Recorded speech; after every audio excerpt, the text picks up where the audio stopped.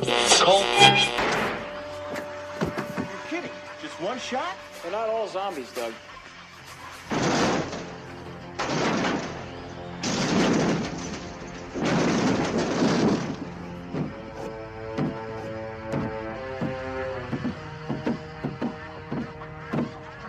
How do you fight this thing?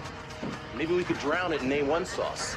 Well, sometimes that is better.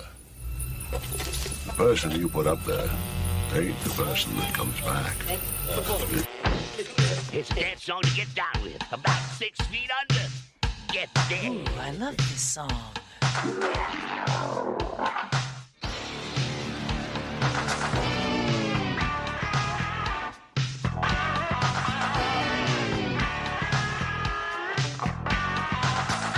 hung up in a grave situation.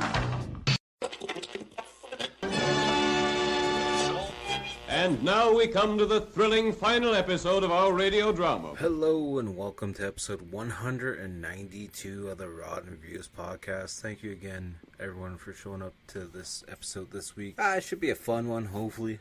Like I said in the last episode, I haven't watched this movie at all, so I don't know what I'm really getting into. It's going to be a quick one. It's only an hour and 20 minutes.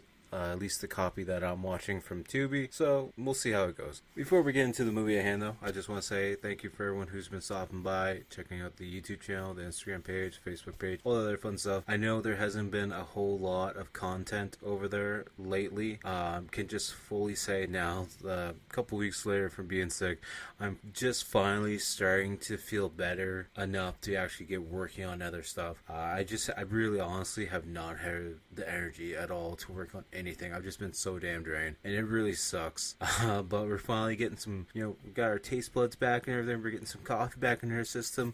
I actually still have some energy drinks that I bought over stateside, so we're going to try those out at some point in time. I gave up energy drinks for a while there. Over like a year, actually, I think, to be honest with you guys. But seeing that I was over in the States, there's a couple brands over there that we don't get here in the Great White North. So I figured, why not, it's a treat myself, grab 2 or 3, just, for the hell of it, to try it out. Because who doesn't want to try an energy drink that's infused with Swedish fish or warheads? Because that just sounds weird. And sure, why not? Let's just try it. So, but yeah, we got those. But yeah. Gonna stick with the Dubby Energy as well. That stuff, I've been drinking that religiously every single day, as well as some G Fuel. So, but if you are, on the Dubby Energy site, make sure to use the promo code Rotten Reviews at checkout to save yourself 10%. Saves me a little bit, saves you a little bit. No, it works out in that. Like that segue there. I feel like I'm not used to doing the podcast still. I know the last 2 episodes I did them when I was still very, very sick. So I'm just trying to get back in the routine of things. So we'll see how it goes. You figure at this point in time I'd have this down pat, but I don't. But yeah, if you guys are new here, make sure to check out the social media links down below at Typhus Sign. You can find me on Instagram, TikTok, X, the Facebook page. The main thing we have is the YouTube channel as well that we're pushing out. I've been trying to push out more shorts there as well. Haven't been doing too much live streaming lately. Just have not had the energy or the mindset to do so. But that's all going to change with this following week, and hopefully you guys will check out the live streams over there as well. And yeah, once we hit 1,000 subs on the YouTube channel, we're going to be giving away some free artwork, so definitely go check that out, and check out the weekly gaming video dropping every single Wednesday as well. But enough about all that kind of stuff. If you guys are new here, I just want to let you guys know, for this podcast, I talk about the movie from start to finish and hit all the points in between. So if you don't want to be spoiled on a movie that came out in 1980, I don't know what to tell you. Feel free to pause now, go watch it on Tubi, or just, sit back, relax, get some popcorns, get some Doritos, get whatever. Or if you're at work listening to this, just keep working. Just relax and, listen to me talk about the movie, and either I'll do a really good job describing this movie and telling you what happens to make you to the point where you want to go see it yourself, or I'll watch it for the sake of, you not having to, because it might suck. So, take it however way you want to take it, I guess. But yeah, I feel like the intros have been a little bit longer lately since I've been sick, because I've just been talking about more things that have been going on in my life. I don't really got much to say right now at this point in time, other than I'm just on the road of recovery and trying to be 100% and get back to my normal useful self, I guess. So we're just going to get right into the movie at hand today. So today's movie is Humanoids From The Deep from 1980. It's an hour and 20 minute runtime. It's a horror sci-fi movie. A description as read on Tubi. Fisherman and scientists fight back when mossy sea monsters assault women. That's it. That's all, folks. This movie has a 5.7 out of 10 on IMDb, 41% on Rotten Tomatoes, and a 3 out of 5 on Letterboxd. Initial release date was May 16th, 1980. And apparently had a box office of $2.1 million. This movie has apparently two directors. The first one we're going to be talking about is Barbara Peters, who's apparently best known for doing Bury Me an Angel from 1971, where she was the director. The director for 1975's Summer School Teachers, the director for 1970's The Dark Side of Tomorrow, and they also directed one episode in 1984 of Remington Steele. I've heard of that show, but I've never actually watched a single episode of it before. Also, cool little fun fact, I guess Barbara was one of the few female filmmakers who specialized in making trashy, low-budget drive-in exploitation fare movies from the 70s and 80s, so that's pretty cool. The next director credit to this is Jimmy T. Murakami. I probably butchered that last name, but I'm used to that. They were the director for 1981's Heavy Metal. They also directed a short called Breathe from 1967. They were the director for 1986 When the Wind Blows, as well as the director for 1980 Battle Beyond the Stars. And they also directed the music video Kate Bush, King of the Mountain in 2005, apparently. This movie also features 3 different writers, which is really weird for being kind of a shorter on the end of the movies. But the first writer we're going to be talking about is Frank Arnold, who apparently is credited as a writer for the movie, but he's also apparently credited as the old man for the movie as well. He was also the writer for 1947's The Macomber Affair. He was also the narrator for the TV movie Spur de Fears. And yeah, other than that, not really nothing else. Another writer credit for this movie is Martin B. Cohen. Was also the producer for 1970's The Rebel Rousers. The producer for this as well, Humanoids From The Deep. He was also the producer for 1964's Paul de Accour, as well as the producer for 1969 Blood of Dracula's Castle. And he was also the producer of Nightmare in Wax from 1969. And the last writer we're going to be talking about is William Martin, best known for working on the soundtrack for 2017 Snatch. He was one of the writers for, of course, this Humanoids From The Deep, also known as Monsters from 1980, and he was the writer for one episode of the 1992 movie or TV show American Experience. Other than that, hasn't done really much of anything. To be honest with you, all 3 writers featured on this movie didn't really do too much other than this movie and a handful of other things, and nothing really was amazing from what I saw looking through the credits quickly of what they did. So maybe that's a sign for how the movie is going to work out for us today. Who knows? Now for this one, we're only going to shout out 2 of the actors that are featured in this, and we're going to aim for the 2 at the top of the casting list. We have Doug McClure playing Jim Hill, who was apparently also in 1967's The King's Pirate. He was in 1994's Maverick as a riverboat poker player, and he's also known for being in 249 episodes of a TV show called The Virginian, which I've never even heard of before, but it's a Western. The other person we're going to talk about is the actress known as Anne Turkel, who plays Dr. Suzanne Drake in this. Best known for obviously being in this movie. She was apparently a technician in 2006 Deja Vu. She was in a 1982 TV movie called Modesty Blaze, and she was also in 1976 The Cassandra Crossing. Other than that, not really known for being in too much. You know, the odd TV episode here and there, a couple of, like an episode of Mercy Road, episode of Worlds Beyond, and really nothing else to really mention at all. The tagline for this movie: between life and death, there is humanoids from the deep. Clever, I guess. Not really. And with that being said, we're going to get started on the movie right at hand. So like I said earlier, if you guys don't want to be spoiled on a movie that came out in 1980, feel free to pause it now. If not, sit back and relax, listen to me talk about this movie, and let's see how it turns out, I guess. Presents Saturday Night at the Movies, the television series which each week brings you the finest in recent motion pictures. Tonight, they're coming. Humanoids from the deep.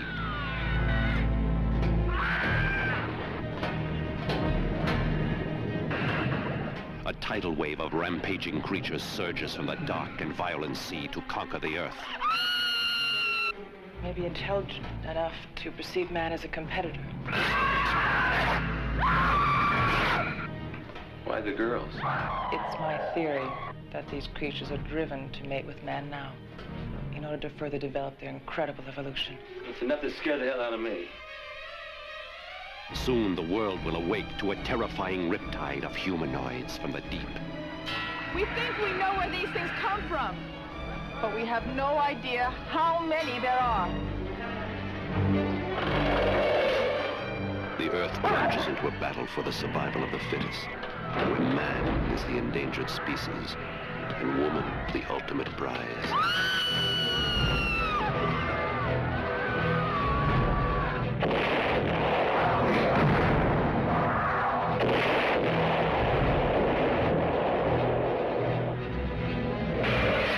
Anywhere you run, any place you hide, anytime you stop, they will find you.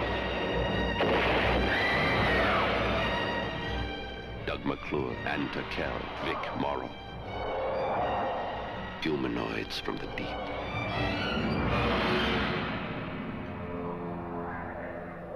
Movie starts out with a flashing New World Picture Presents scene, or intro credit, I guess you could say, and then we just cut right into the water where we see some, plants just, kind of just being static, just kind of just floating there, and the music kind of starting to come up a little bit as we get closer and closer to the top of the water, and then we just see some waves crashing on the shoreline, and we see the telephone come up, monster, and then underneath it in brackets it says humanoids from the depth, or deep. Did I say depth? I meant deep. We just see this, Ford Bronco driving through town. We see a dog walking across the street, and we see all these hard, bold red fonts for the intro credits coming in, and then we see a bunch of boats down by the shoreline at the docks. We see one of the boats getting repaired on, and it just says Nip and Tuck is the title of it. But we see all these people working at the docks and whatnot too, but we don't hear any of the commotion happening at the docks, because all we hear is the intro music playing, where I feel like we could hear commotion in the background, which would probably help set the feeling and the mood for the movie a little bit. But hey, what do I know? I don't even know if it's a Ford Bronco. I can't even tell. It's a nice looking truck. It might be a Jeep of some sort though, but we see it showing up at the dock line, and then we see two guys getting out, and I'm assuming one is Jim Hill, Doug McClure's character, and then one of the guys' name is Tommy, and he's bugging one of the other guys on the boat, being like, "How's that beard coming?" He's like, "It's really itchy." He's like, you can't even see any facial hair on the guy who's saying he's got an itchy beard, but it's fine. And we see Johnny showing up on the dock with his husky on his boat, being like, "Yeah, there ain't no fish out there. I ain't gonna be fishing out there today." Then we see a couple boats leaving the docks because there's a lot of fish out there we gotta go catch, boys, because we gotta keep improving on this town and get more money in here. I don't know how they did it, but they got a shot of a seagull that's eating some fish on top of the boat, and I'm pretty sure the seagull only has one leg. Not sure how they found him, or where they found him, or how they got the shot, but that's something to talk about, right? My hopes aren't too high for this movie, if you guys haven't guessed. Anyways, we see one of the fishing boats out there, and they have a giant net out, and he's like, "Oh, we got a catch, we got something coming up." And then we see underneath in the water at the net, and we just see this merman looking claw coming up against the net and start pulling on it. And he's like, god damn it, now what? The boat's stalling out, the crane's stalling out, the winch is stalling out. What's going on here? And it's a father and two sons out fishing or run this company, and the youngest son, he looks like he's maybe 12, and apparently he wasn't keeping an eye on the gas level in the winch, so the dad's all pissed off. He's like, "You've been out here all day, Smitty, and you can't get the damn gas, making sure it's level and everything." And then Smitty comes down from the engine area, the cockpit, whatever. He's like, "There's no oil pressure. Guess it's probably broken. Should've got that fixed a while ago, huh?" And the youngest son is setting the gas canister on where the winch is holding to fill it up, and then the dad's like, "No, come over here and just help us." So the son leaves the gas canister on top, and of course it falls off, and now we got gas just leaking all over the boat as they're trying to pull the net up by their hands, and we know it's not going to work out well for them, because of course the monster's pulling on the net a little bit more, and then somehow the youngest son gets chucked right into the water. He's like, "Give me the hook, I will pull him up." And then next thing you know, we see the monster's hand ripping through the net, and we see the youngest son just disappearing underneath the water, and then it starts to get a little bloody in the water. And then Dad starts freaking out. He's like, "I gotta save my boy. I gotta get in that water. I gotta save my boy. I see all the blood." And then we see Smitty coming from the engine hall area with a flare gun of all things, and he trips and falls and shoots it, but of course there's gas all over the bottom of the boat, and the whole fucking thing goes up in a ball of fire. And then we see Jim and the other guy, might be the son, I'm not too sure, they got binoculars out. It's like, oh, better call the Coast Guard. There's explosions happening over there. Look at that boat. It's all on fire, and there's fire all over the ocean. And then we see Jim back at home playing with his kid with a little kid's fishing rod as he's talking to Hank, who's apparently like the local sheriff. He's like, boats don't just blow up like that, eh, Jim? He's like, that boat was leaking oil like a sieve, of course it just went up in flames, like no big deal. Out of nowhere, the little kid starts crying, and then the dog, old Yeller, just starts, growling and whining. So then Jim's like, sick him, opens up the door and lets the dog go outside. No big deal, not even checking to see what's out there. Dog walks over to the garbage cans because apparently there might be a big giant trash panda or, a merman or something going through the garbage, and it's really foggy out, so hopefully the damn dog doesn't die, but I'm not really too sure at this point in time. Well, the dog starts walking through the woods a little bit and starts barking, and a monster comes out of the fog, and at this point in time, this movie sucks because the dog is not coming back at all because, well, you can just assume what happens. And, yeah, that's an 80s movie for you, I guess. Then it's the next day, and the mom comes out, and she's like, come on, Baron. Apparently the dog's name is Baron, of all things. And she's going over to the doghouse, which apparently has, like, a cloth around the front of it for a door. And she's like, what's wrong, Baron? She opens up the cloth door, and a cat comes running out, and she scares scrap out of her. The next thing we know, we see her and Jim looking at the garbage cans, and there's, like, slime all over the garbage cans. They're like, what do you think it is? And they're like, I don't know what it is, but it, pathway goes up that way. We should probably go follow that pathway, huh? You see Jim and his wife making their way through the woods to the point where they come to the shoreline, still whistling for the dog, but there's no sign of the dog to be found anywhere at all. Now, nowhere on the shoreline, Jim looks over and sees something, so they go running towards it, and they think it's just like some seaweed and stuff, but next thing you know, it's, Baron, dead. And then we see these guys delivering some beer to maybe a restaurant or something.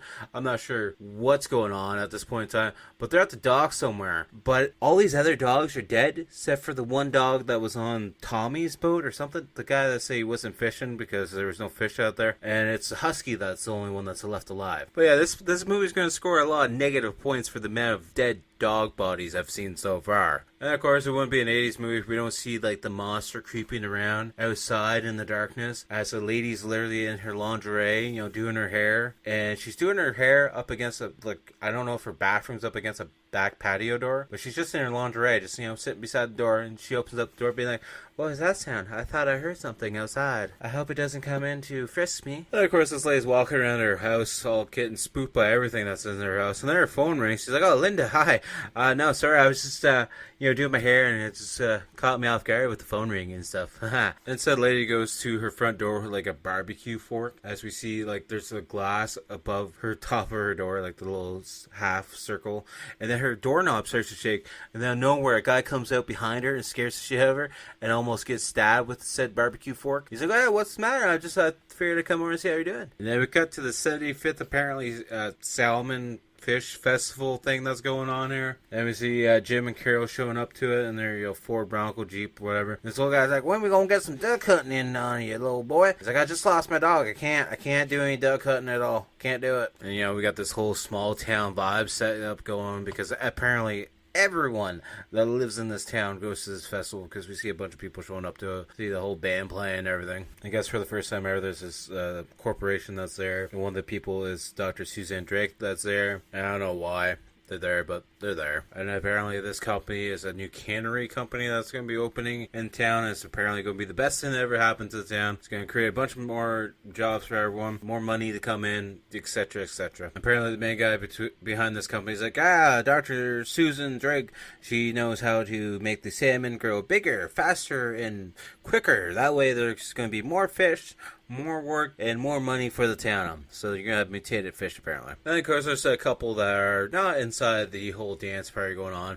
They're actually in the back cab of the truck in the bed, getting it on, making out. But of course, the girl's like, what was that? I heard something. I know there's something outside the truck. What was it? And we see Hank, who's talking to the mayor. He's like, hey, every damn watchdog was slaughtered on the damn dock, other than Johnny Eagles. I wonder why Johnny Eagles' dog was the only one not slaughtered. Maybe because he was an evil-looking black husky like the one from Snow Dogs named Demon. And then at that instant, Johnny Eagle walks in carrying his dead freaking dog. Do we need to see another dog being murdered in this goddamn movie? No, I don't think so. And Eagles is not very happy about his dog being killed, and he thinks it's actually someone in the town that killed it, so he's planning to take them to court and to shut down the cannery because he feels like this is going to cause a lot of trauma and damage to the town, because now all the dogs in the town are apparently dead. So then the mayor's like, get this guy out, and some guy comes up and puts him in like a chokehold and drags him outside. Apparently Eagles is supposed to be an Indian, and Slattery has a bunch of henchmen. He's like, get him out of here, he's just a drunk Indian again. And then we see Eagles trying to fight off everyone, because apparently the henchmen come out, and Hank is trying to prove that he's a big tough guy. It's stupid. And then all these guys are taking shots at Johnny Eagles. So then Jim's like, you know what? Can't let the little guy get his butt kicked, so I gotta step in here. And I don't know where the sheriff just starts firing off some shots. He's like, all right, boys, that's gonna be enough. Everybody go home, tie yourself up. We've had enough fun for tonight. Then it's like the next day, we see Hank Slattery out on his boat, just, going through the little river area, and he comes up to another spot where there's a bunch of other boats just tied off on the side. And then he starts climbing up the shoreline, but he stops and hides because he sees another truck driving down this road. And apparently he's trying to sneak in on this area where a bunch of guys are all hanging out together. And he's overhearing that these people are inside the shack, and they're talking about how this lawyer is going to come up, fight their case, and they're going to, shut down the cannery and say how their fishing rights have been taken away from them, this and that. And then we cut to some girls on a beach, one straw on a boat coming in, and the other one's, getting felt up by some dude. And then we see Jim and his brother out on the boat, doing some fishing. There's a girl with them taking some pictures and whatnot. I'm not sure why. Maybe it's his wife Carol. I can't really tell, to be honest with you. And then the couple that were making out on the beach, they start walking away, even though the girl that was sketching's kind of was watching them, and she looks kind of sad now that they're walking away. But the couple that's making out, they're walking, and they don't even see this giant ass monster print that's on the beach, but they just keep walking. It's fine. They didn't notice it at all. It's kind of like the size of Bigfoot's foot, but whatever. We see that couple moving through the shoreline a little bit more and more. And we also see them almost slipping on the rocks because they're almost wet. And it looks like they're getting closer and closer to a cave where the monster's probably hiding, most likely. And we see back on Jim's boat where his brother Tommy and a couple other guys are out fishing. They catch something, but the guy can't reel it in because it's really big. He's like, it feels like it's a whale or something. I don't know what it is. It's really hard to reel it in, though. And of course, when they're reeling the line, and the line breaks, and of course, whatever it was just goes back to the bottom of the ocean. But the lady was taking a bunch of pictures, and Jim's like, hey, did you see what was on there? She's like, I won't know until the film's developed, to be honest with you. It's not Polaroid. Then we see the horny couple, playing in the water, jumping around, splashing each other. And then, I think his name is Jerry, maybe, gets sucked down in the water, but then he pops back up because we thought the monster had him, but he was just playing around again. And then they start making out in the water, but we can tell that the monster is somewhere in the water swimming around. And then next thing we know, it's right behind her, or at least that's what the point of view looks like. And then out of nowhere, Jerry just gets dragged in the water deeper, and next thing you know, he's like, where did he go? And we see him fighting in the water as blood's coming up all over the place. And then we see Jerry staying in the water, but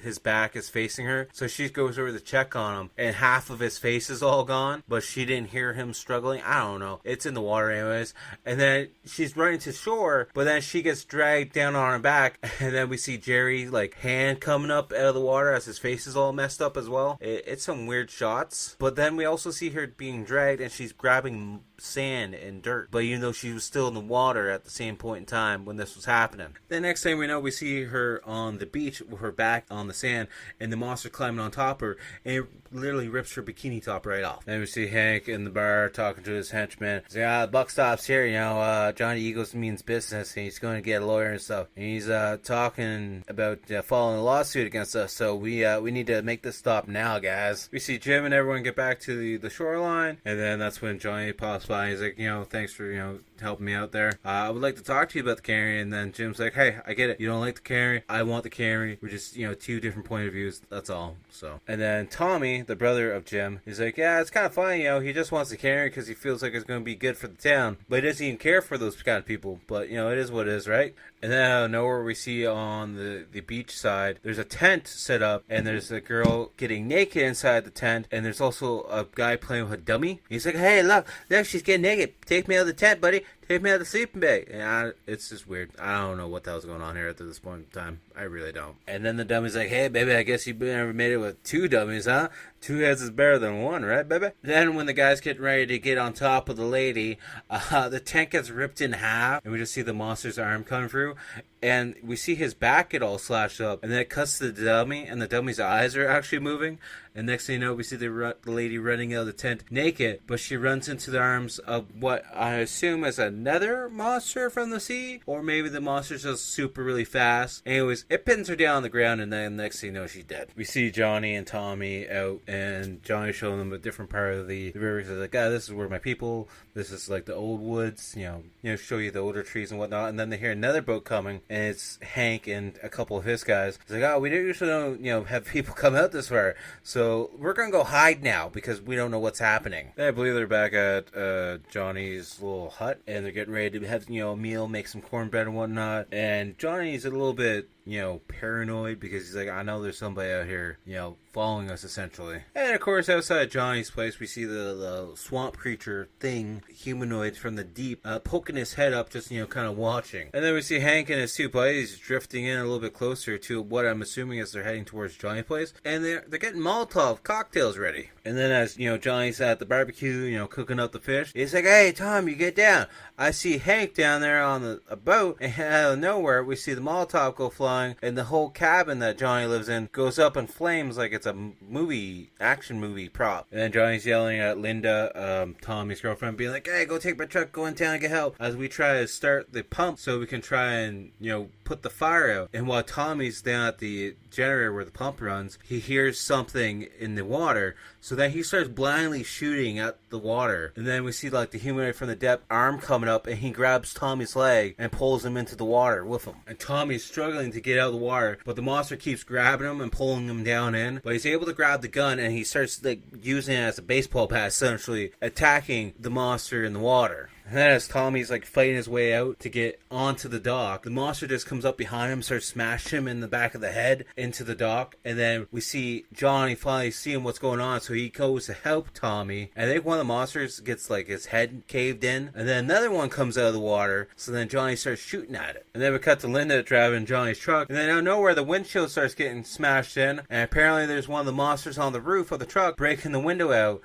and she puts on the brakes, and the monster falls off the hood and rolls down the road a couple times, and she kind of just sits there thinking like, what the hell just happened? And we see the monster move a little bit, so then she's like, I'm just gonna hit the gas and run it over and listen to it crunch. But somehow it's in the back of the cab now, in the bed of the truck, and we just see its shadow moving up against the back of the window, and then the glass breaks out and it starts like ripping her head to the side. And then the next thing we know, we see the truck drive off a bridge, and once it hits the ground, it blows up like another action movie set. Then we see Susan showing up the next morning and be like, hey, we'd like to rent a boat. And the guy's like, I wouldn't advise it, not this morning at all. And he points over at the crowd, and then she walks over to the crowd, and it's just a bunch of people being like, I wonder why Susan was in Eagle's truck and why it blew up. And then we see Eagles coming up on the shoreline on his boat, and everyone starts freaking out. And then they go over to him. That's when they see Tommy's dead inside the boat as well. They're putting Tommy in the back of the truck, so maybe he's not dead yet because they're putting a blanket over top him. And somehow Jim and Carol, I believe is the wife, the mom's name,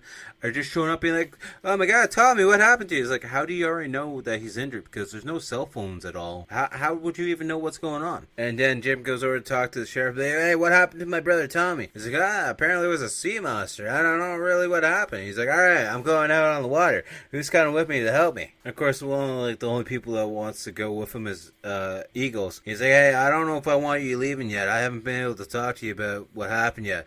He's like, Jim's like, hey, well, do you want to go with me then? We can discuss this out on the water then. If not, leave him in my care, and I'll keep an eye on to make sure nothing happens. Then the only other person that agrees to go out on the water is Susan, because she's the doctor, and she wants to take some pictures and figure out what the hell's going on here with the sea creature, and, see what's up with the whole business of the cannery coming in if, there's sea monsters in the water. Eagles takes him to the first spot where he saw them. He's like, this is where we first saw him. And then Susan jumps right in the water and starts taking pictures. And Jim's like, she knows a lot more than she's saying. I wonder what she knows that she's not telling us. And then Susan just goes on. He's like, the pattern you're saying is you're like nocturnal, so they're probably sleeping unless you feel like they're, being targeted during the day. So they're probably most likely napping at this point in time, getting ready to attack tonight. And then they're out on the boat, and then Susan Susan's drawing up a picture of what she thinks the swamp creature looks like, and Eagle's like, much bigger, head's much bigger. She's like, they must have developed much more than I thought they did. So clearly she does know more than she's saying. And apparently they catch a salmon, and Jim's like, I never thought I'd be so upset about catching a salmon. And Susan's like, yeah, just think we're catching salmon this big. We can't be that far from what we're looking for then. Like, what?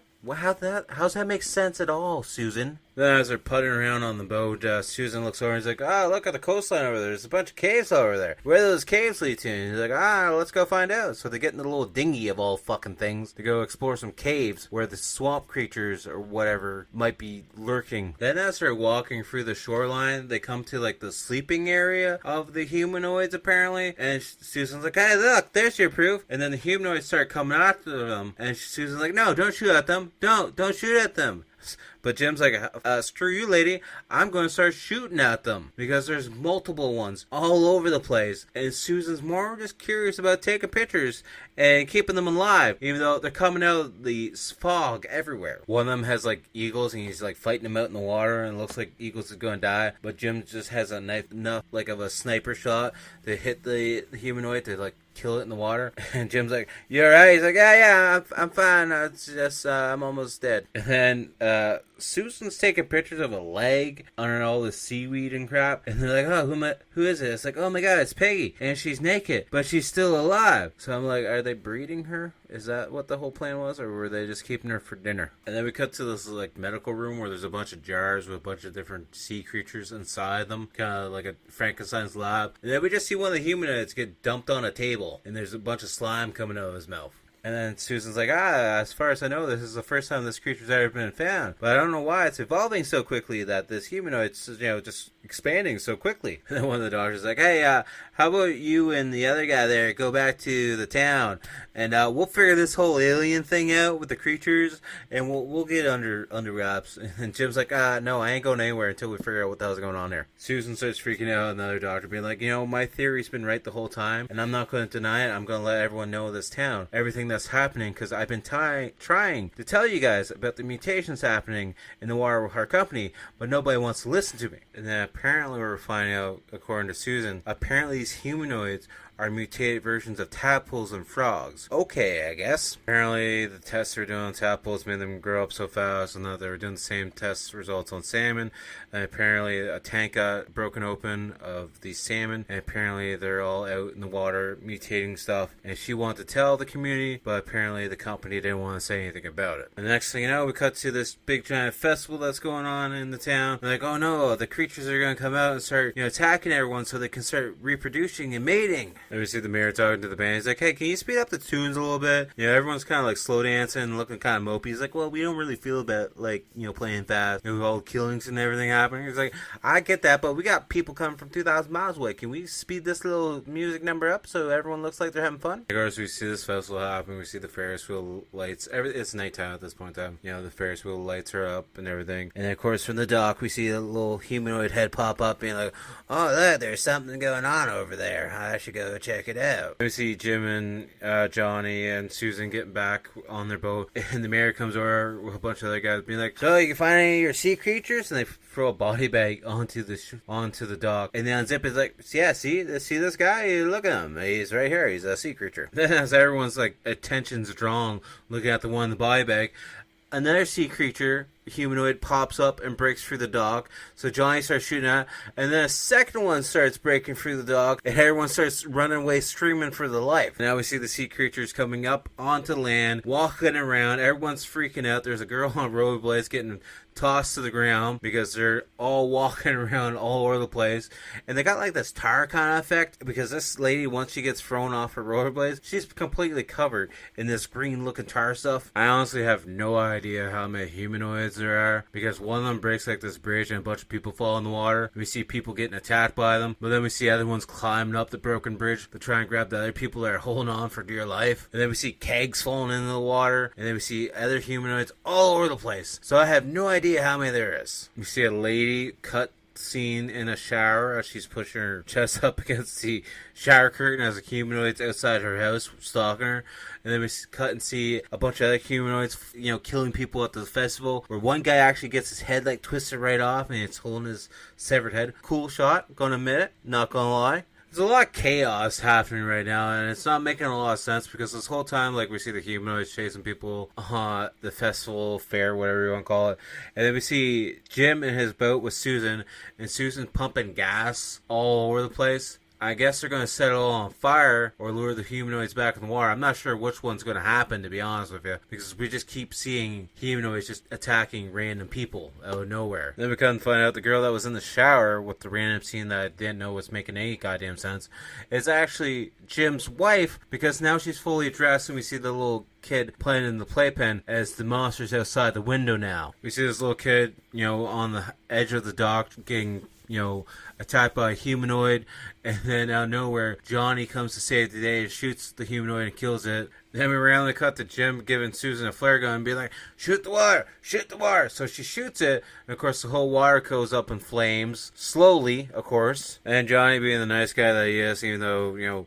Slattery's been a jackass to him the whole movie, because Slattery's getting attacked by one of the humanoids, like on his ankle. Johnny goes to save the day and kills the humanoid, and then starts pulling him up to safety. And then we have like this aerial shot of the dock water going up in flames, and the water's starting to boil, but we also see like the humanoids walking across the fairground area and still attacking people. So I'm not sure how that's supposed to help the situation at all. And then we see like a bunch of the monsters dying in the water. I guess they're burned up alive. And then Jim gets up on shore and he's like, hey, where's my wife? And one of the guys like, I took her home after the hospital. She's at home. And Johnny's like, go to her, Jim. Hurry, get in your boat and go through the fire on the water. It will be fine. And we just see groups of guys just picking off the last of the humanoids that are on the land, and they're like circling them, and like a group of 15 of them just like beat the crap out of them. Then we see Carol hiding the sun in like a closet area, and one of the humanoids breaks the window. So then she goes to the front door, and it breaks through the front door, so she starts stabbing in the arm. Then another one breaks through the other front window and starts climbing through and starts coming at her. She's like, oh no, what am I going to do with my kitchen knife? And then she sprays one of them in the face with something. I thought it was just like water, but maybe it was cleaner supplies. And then she just starts taking that kitchen knife and caving in its chest till we see it fall to the ground dead. And then we hear another commotion at what I assume is another door at the house. And she runs to the door and gets ready to stab whatever's going to come through the door. But it's Jim, and he grabs her hand. It's like, oh, Carol, it's just me. Don't worry, honey. It's now like morning time, and Jim is going back to the fairground area to check on things. And we see Carol carrying their kid as well. And there's just a bunch of people laying on the ground on blankets, being bandaged up. Other people walking around with guns, just, checking on everything. Fires going all over the place. And it just looks like a war scene. And then Jim's looking around for Dr. Susan Drake. And Hank's just like, she went back to her lab.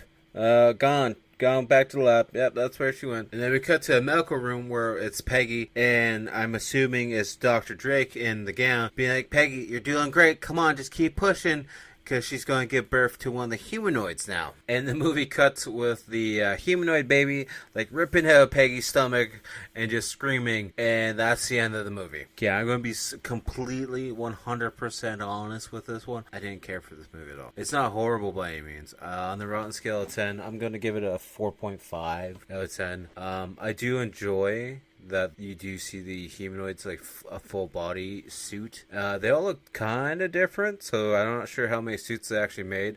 Some of the head details is pretty cool. I do enjoy that part. When the one guy's face gets slashed up, they had pretty good prosthetics and looked pretty cool. Other than that, it's just your typical monster coming out of the water. Bunch of boobs all over the place and just a bunch of nonsense. It's not something I'm going to revisit at all, but I'm glad I watched it at least once, so it's off the bucket list now. So that brings us to what we're going to be watching next week. So for next week, we're going to be watching a movie I've only seen a couple times, but I enjoyed it a lot. It's from 1986. It's an hour and 47 minutes. It's called Running Scared. Hopefully you guys will enjoy that movie. It's also on Tubi. It's in the Leaving Soon section though, so by the time you listen to this podcast episode, it might already be gone, or it might still be there. Who knows at this point in time? Because Tubi's weird like that. Sometimes it'll be in the Leaving Soon section, and the damn movie never actually leaves, or it takes months for it to actually go off the site. So I'm not sure. But anyways, make sure to check out the outro band, Toronto-based horror band Blood Opera. They have a new album out. You can go check it out on Spotify. But But yeah, all their links are down below. Check out the Spotify account, Instagram, Facebook, YouTube, SoundCloud, anywhere and everywhere pretty much. Check out the Etsy shop as well. Check out all my social media links down below as well at Typhonstein, pretty much anything and everything. We've got the Facebook page, we have the Instagram page, we have the X page, we have the TikTok page, and the main thing that we're pushing the most times is the YouTube channel. I'm getting really tired, to be honest with you guys. But yeah, go check out the YouTube channel where we do live streams. That's going to be kicking back up again. We have very short videos over there, old episodes of the podcast, as well as the weekly game videos going out every single Wednesday. So definitely go check that out. Until next time, I'll talk to you guys all later. Peace.